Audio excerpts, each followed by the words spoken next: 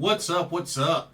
What's going on, everyone? Welcome back to another Pro Wrestling Talk brought to you by Blitzball Champ Gaming here on the U to the Tube. I'm your host, Blitzball Champ Jason Ingram. So, Wrestle Kingdom 17 is in the books. And what an amazing show to kick off the new year for New Japan Pro Wrestling.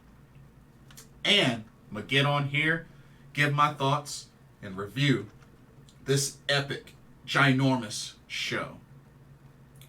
Took place January 4th at the Tokyo Dome in Tokyo, Japan.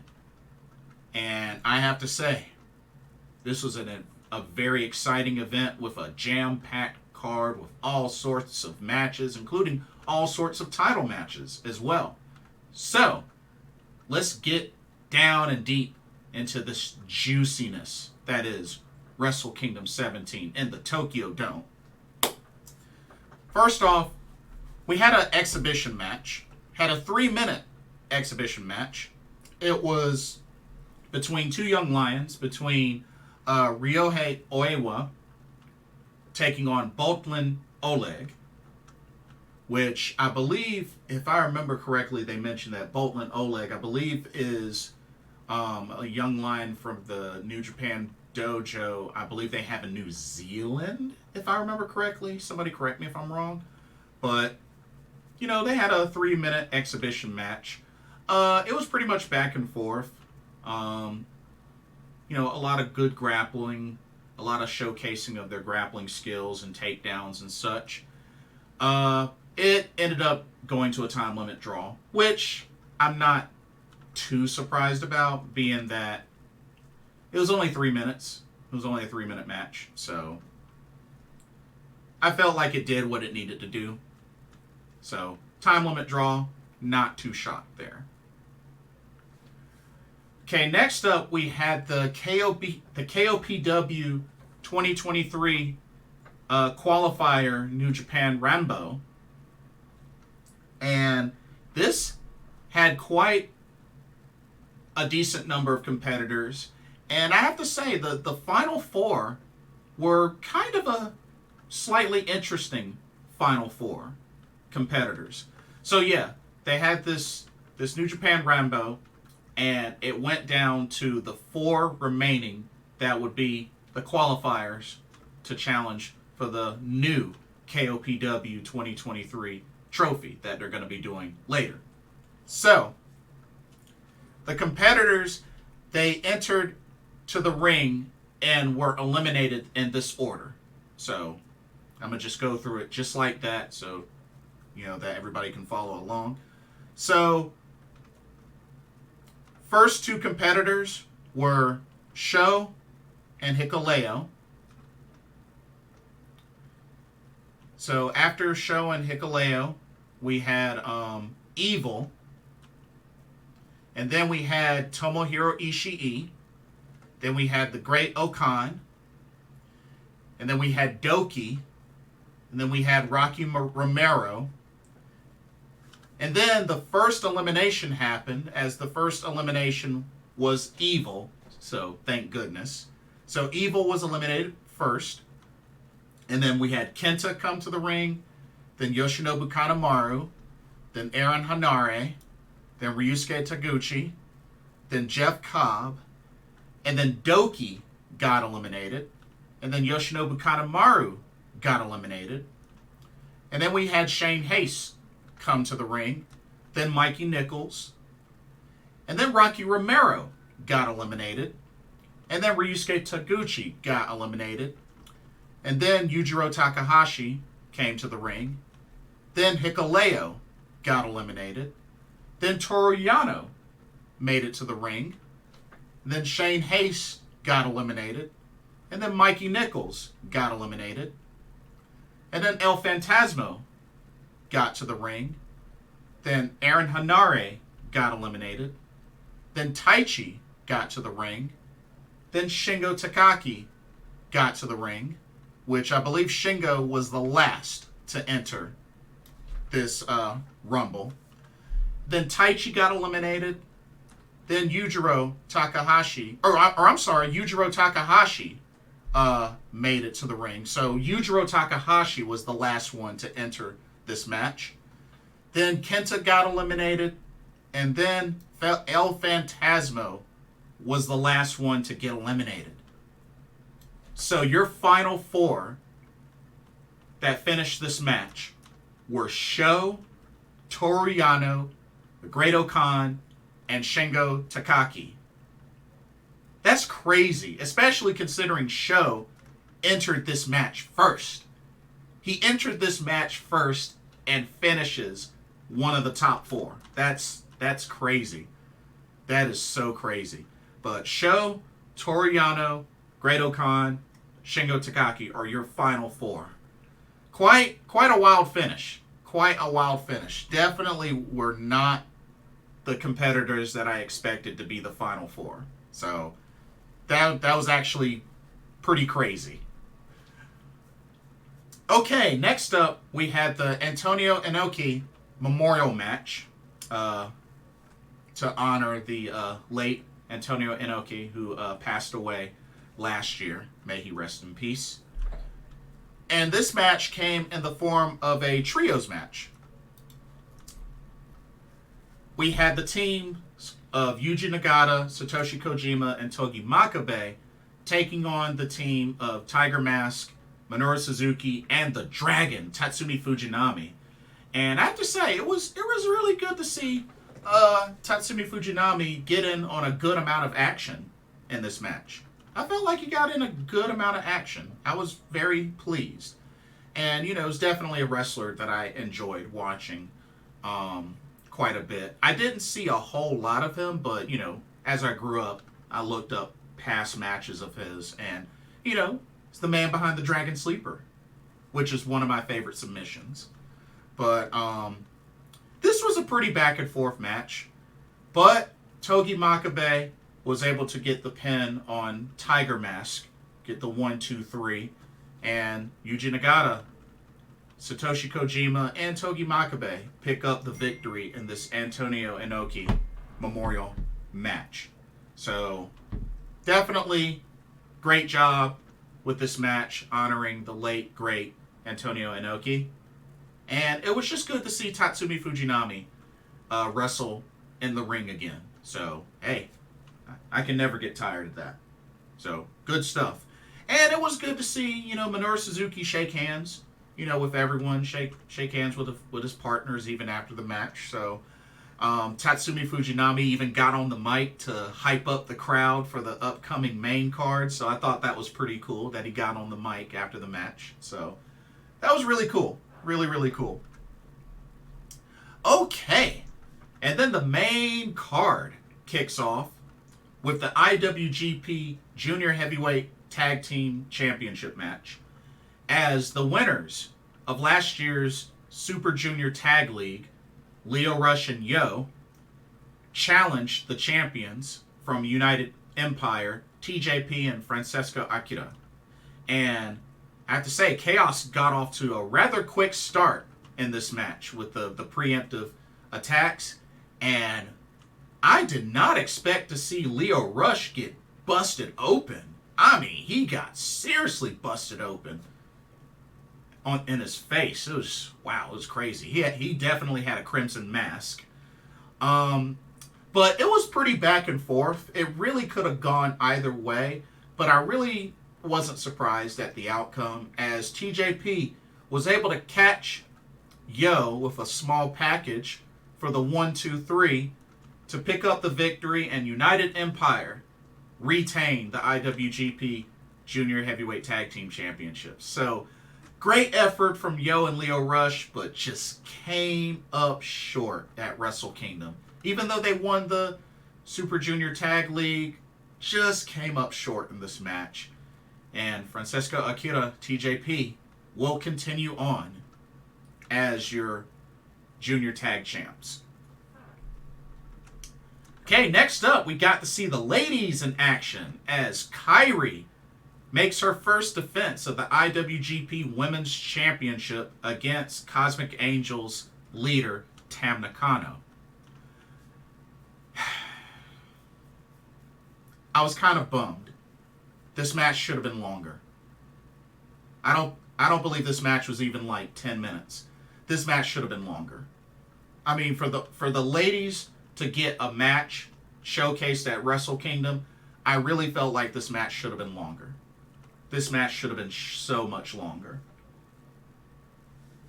And as a matter of fact, if I look up on the site, actually, they have the match time listed as 5 minutes, 47 seconds. That's unacceptable.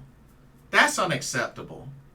So, yeah, that match was way too short. But Kairi was able to retain after hitting Tam Nakano with the insane elbow. So, first defense successful.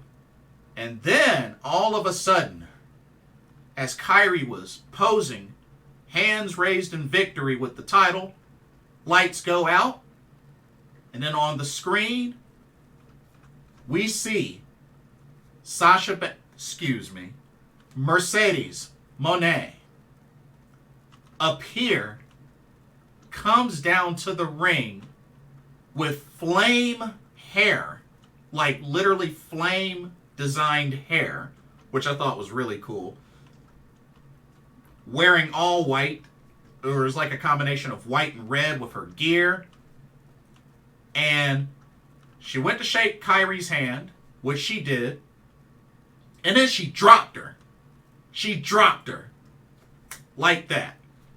Now, I felt like the move that she used was kind of botched a little bit. Was a little bit botched. But still, dropped Kairi, got on the mic, and made a quick little promo.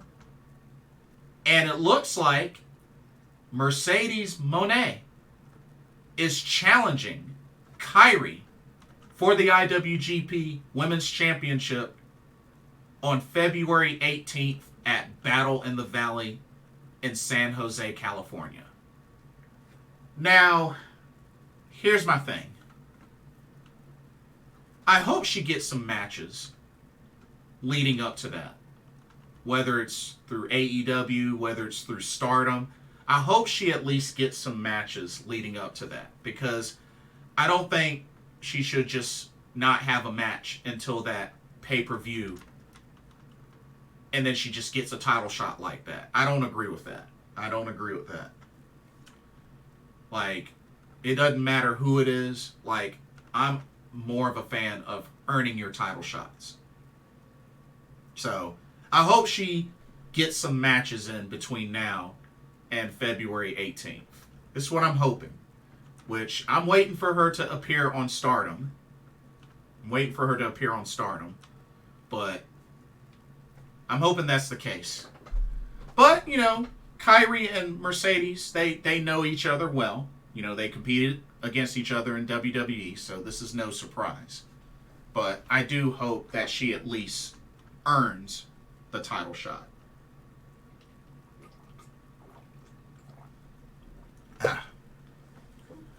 Next up, we had the IWGP Tag Team Championship match. As the winners of last year's World Tag League, Bishamon, made up of Yoshihashi and Hiroki Goto, challenged the champions out of North Carolina, Dax Harwood, Cash Wheeler, FTR. Now, while this match was great, and, you know, this was their first time competing against each other, I'm not surprised at the outcome. To be honest with you, I'm not surprised at the outcome. Great match, definitely back and forth, and it was really great to see FTR showcased against a team like Bishamon. You know what I mean? Because Bishamon, you know, they've been multiple time World Tag League winners. I mean, they won it back to back. So, I mean, it was really good to see FTR showcased against Bishamon. But, sure enough, Hiroki Goto, Yoshihashi did their tag team finisher to get the 1, 2, 3 and once again become IWGP Tag Team Champions. So FTR walks away no longer with any championships. They have lost all 3 of their titles. But it's really no surprise because word is FTR's contracts are going to be expiring and they're going to be exploring their options. So we'll see what happens. But, no shame in them losing. No shame. FTR had an incredible 2022. And I'm just looking forward to see what will be new for them in 2023. Okay, next up we had the finals of the NJPW World Television Championship Tournament that came down to Ren Narita versus Zack Sabre Jr. And we had a very interesting turn of events here. First of all, great match. I felt like Ren Narita had a really good shot at beating Zack Sabre Jr. And he came so close. I mean, he really brought his A game. I mean, Ren Narita had a solid match with ZSJ, which already, he was the underdog, let's keep it real. But still, he put on a solid match with Zack Sabre Jr. But Zack Sabre Jr. was able to get the armlock crosshold on Ren Narita to make him submit. Came so close, but he submits Ren Narita, and Zack Sabre Jr. is your first ever NJPW World Television Champion. That's right. He is your first. And afterwards, Shane Haste and Mikey Nichols of TMDK come out, which of course, they were in the New Japan KOPW 2023 New Japan Rambo. They came out and offered Zack Sabre Jr. a TMDK shirt to join them. Now remember, Suzuki-gun disbanded last year. So Zack Sabre Jr. is not affiliated with them anymore. And sure enough, Zack Sabre Jr. accepts the invitation to join TMDK. So just like that, Zack Sabre Jr. is in the new faction, TMDK, with Shane Haste and Mikey Nichols. Wow. Did not see that coming. Did not see that coming at all. But hey, I can dig it. I can definitely dig it. So we'll have to see how that goes for Zack Sabre Jr. Now a new member of TMDK, as well as the new NJPW World Television Champion.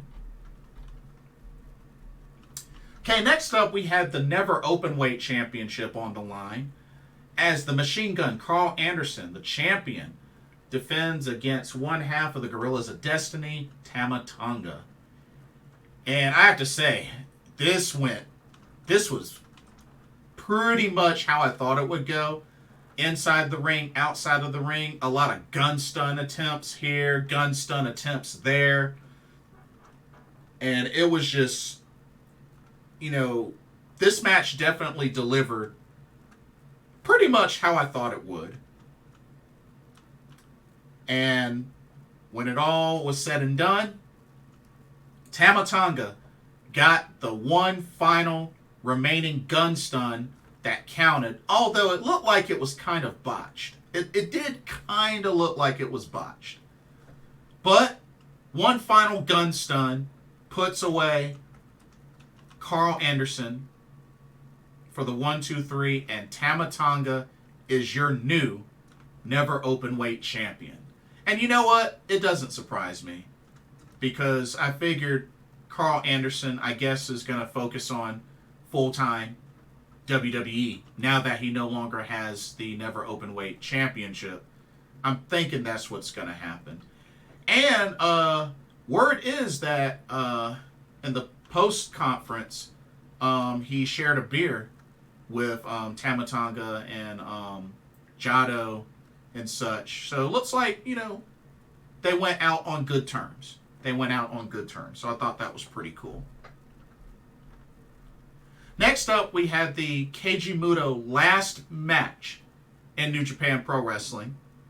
And this was in the form of a 6-man tag. As we had the team of Keiji Muto, Hiroshi Tanahashi, Shota Umino taking on LIJ's Bushi, Sanada, Tetsuya Naito.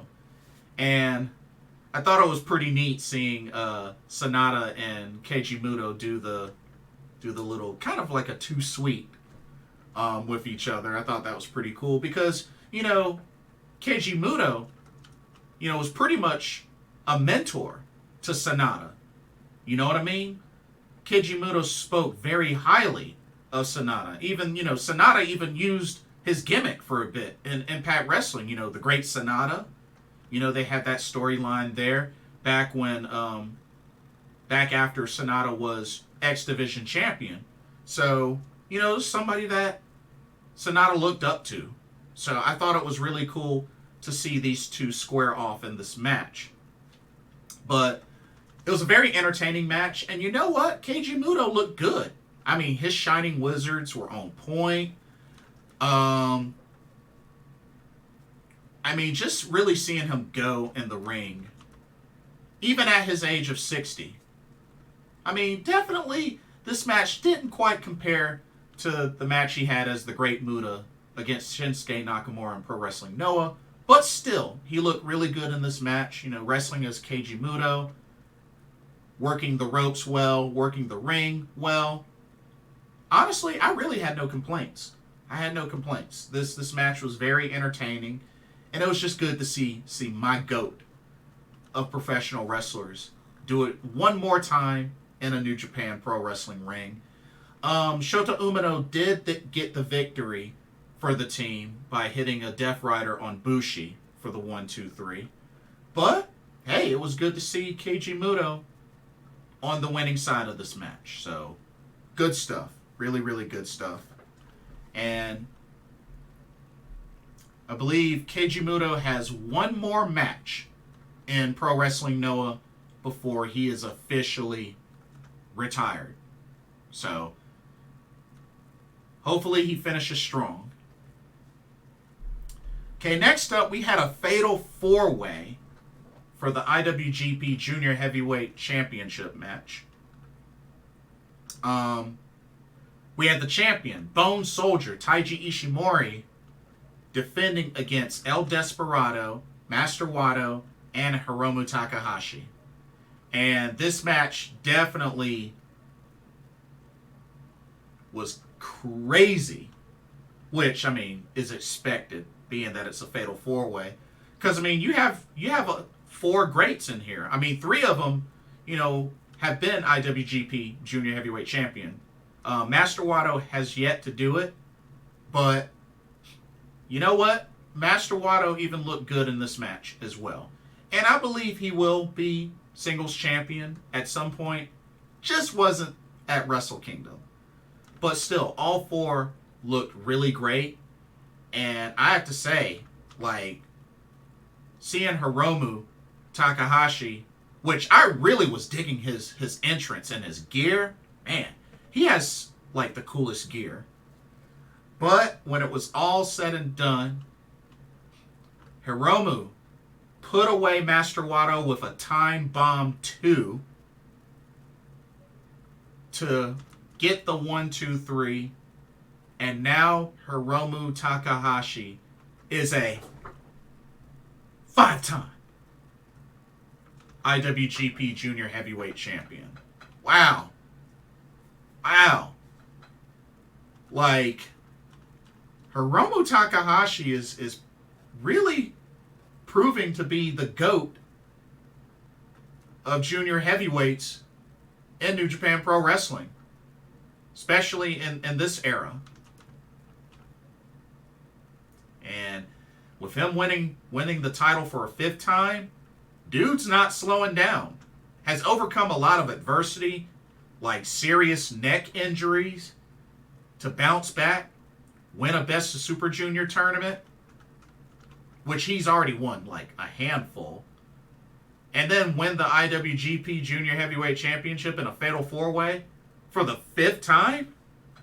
Whew, that is quite a way to start the new year off for the ticking time bomb, Hiromu Takahashi of LIJ. Man, it was incredible. Really, really incredible. All right, next up we had part 1 of the double main event. We had the IWGP United States Heavyweight Championship on the line. The Billy Goat, the champion, leader of United Empire, Will Ospreay, defended against the cleaner, Kenny Omega. And I have to say, Kenny Omega came to the ring like a final boss. Ring gear representing Sephiroth, and even had One Winged Angel playing as his entrance. Like, wow. Wow. It's a big deal for me because Final Fantasy VII is my all-time favorite video game. And to have Kenny Omega enter to One Winged Angel dressed as Sephiroth? Iconic. Iconic. But that was just the entrance. Now, as far as the match, whoo-wee. These two had a clash of styles and they destroyed each other. So many crazy spots. The table spot with the double foot stomp from Kenny Omega to Will Ospreay, pretty much putting a big hole through the table. That was a crazy spot.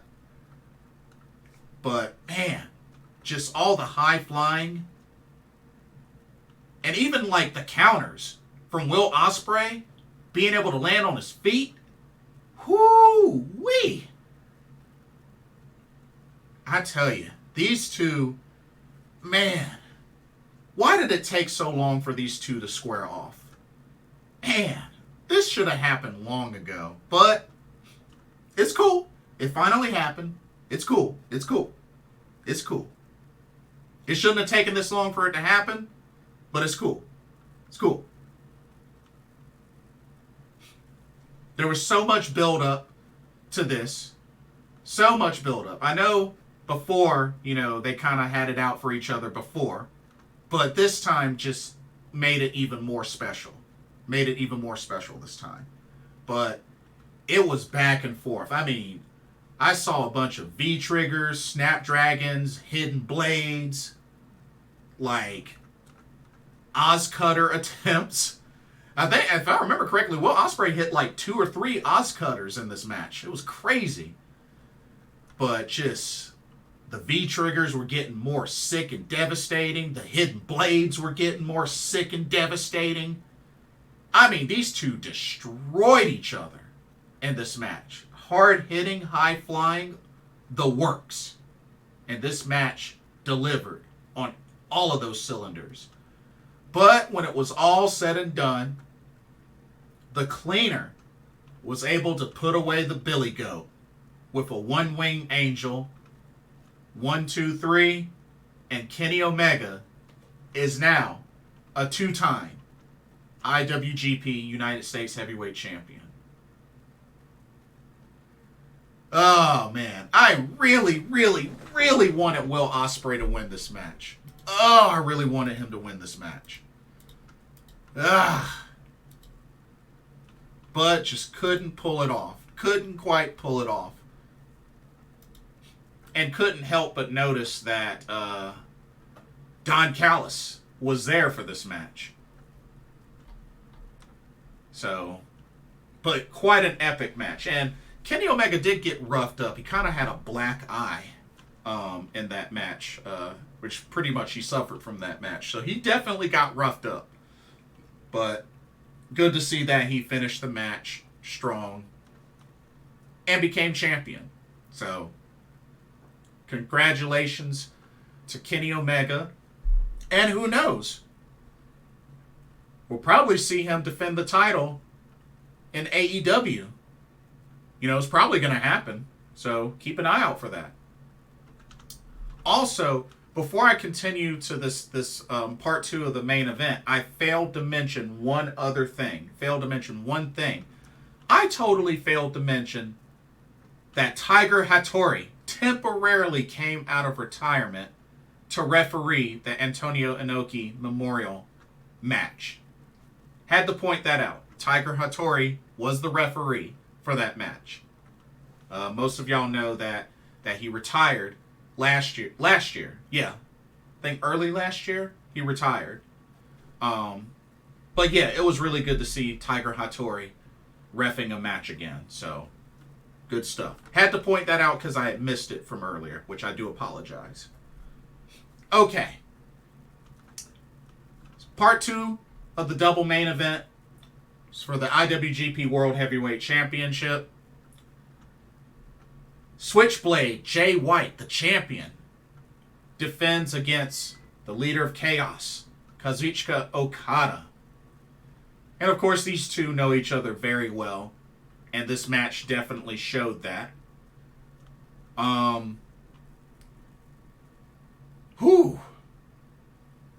Jay White has gotten the best of Okada before, and these two definitely clashed on so many levels, not just in this match, but in all of their previous meetings. And I thought it was pretty neat to see them both trade each other's finishers. Okada hit Jay White with the Blade Runner as well as a Rainmaker, and Jay White hit Okada with a Blade Runner as well as a Rainmaker. So they traded each other's finishers, which I thought was pretty cool. But these two look great. I mean, just back and forth. It really could have gone either way. I mean, even Jay White had a Rainmaker camera pullback segment, which I thought was pretty cool. But it took a final Rainmaker from Okada to put away Switchblade and end the Switchblade era, as Okada wins back the IWGP World Heavyweight Championship. And once again, and this is definitely not the first time that Okada has won at Wrestle Kingdom. You know, this is what he's known for.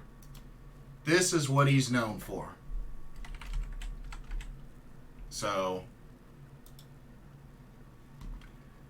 congratulations to Okada, and I believe this makes him a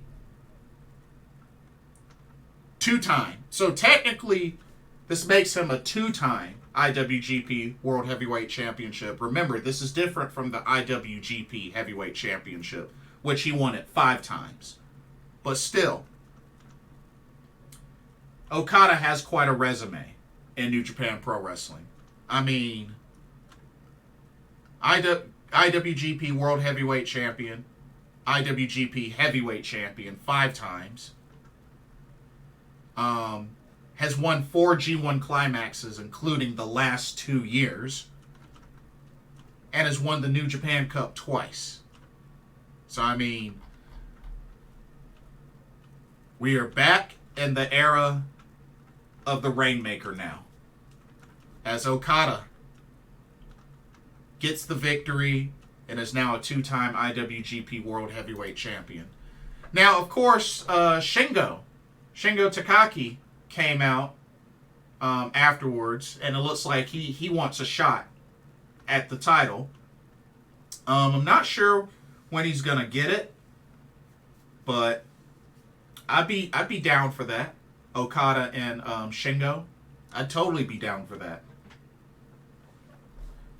But we'll see what happens. But Okada closes out Wrestle Kingdom 17 as, you know, I guess you could say as usual. But we'll be interested to see Shingo, see if he can get revenge, because remember, Okada has dethroned Shingo for that same title. So maybe Shingo can get some revenge. We'll see. But that concludes another epic, successful Wrestle Kingdom 17 at the Tokyo Dome. Like I said, we got a few surprises. Tiger Hattori referees a match. Tatsumi Fujinami wrestles again in the ring. Keiji Muto has his last match in New Japan Pro Wrestling. Mercedes Moné made her appearance to challenge Kairi for the IWGP Women's Championship for Battle in the Valley. Zack Sabre Jr. joined TMDK after becoming the first ever NJPW World Television Champion. So, overall, a great show. Overall, a great show. But let me know what y'all's thoughts are on Wrestle Kingdom 17 and the Tokyo Dome. What y'all think of the matches? What y'all think of the outcome? Let me know. Like, comment, subscribe, hit that notification bell so you don't miss a video. And thank you so much for watching. For another Pro Wrestling Talk brought to you by Blitzball Champ Gaming here on the U to the Tube, I'm your host, Jason Ingram. Hope everybody has a blessed day tomorrow, and I will see y'all in the next video. Take care. Peace out.